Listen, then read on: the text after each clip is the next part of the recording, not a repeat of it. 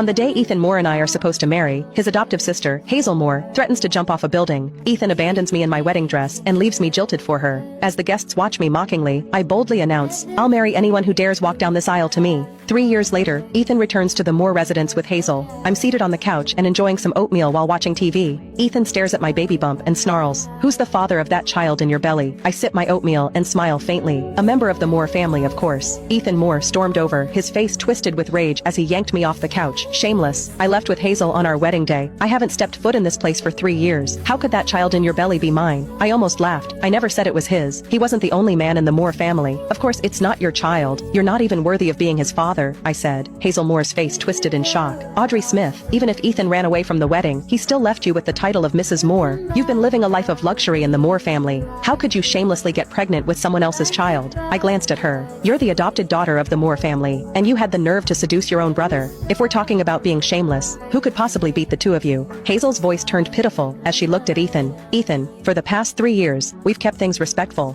Yet, she's carrying someone else's child and cheated on you. The moment he heard her words, Ethan's fury exploded. He raised his hand and slapped me hard across the face. "You filthy woman! You get knocked up by someone else and still dare to drag me and Hazel into it? Get out now!" he shouted. The sharp pain bloomed across my cheek. My head went blank for a second from the force of the slap. Ethan ran off with Hazel 3 years ago, leaving me alone to face all the whispers and laughter at our wedding. Driven by rage, I called for a groom on the spot. It was his uncle, Jeremiah Moore, who stepped up and married me that same day. In Beaverton City, Jeremiah was known as the Frost King. Everyone has treated me with the utmost respect ever since I married him. After I got pregnant, he spoiled me even more. He wouldn't let a strand of my hair be harmed. Blood would have been spilled if he had known what Ethan had just done. To avoid a full-blown family tragedy and for the sake of the child in my belly, I said coldly, "If you both leave now, I'll pretend this never happened." However, they didn't appreciate the offer. Hazel lunged forward and yanked my hair. "Ethan, this woman is scared. She wants us to leave now so she can use that child to take everything from the Moores." Ethan snapped. "So that's what this is about. Well, I'm not letting it happen." I twisted away from Hazel's grip and said coldly, "David disowned you the day you two ran off. You had nothing to do with this family from that moment on." Hazel let out a scoff. "That was just Grandpa venting. Ethan's the only grandson of the Moore family. Do you really think he's going to stay disowned forever?"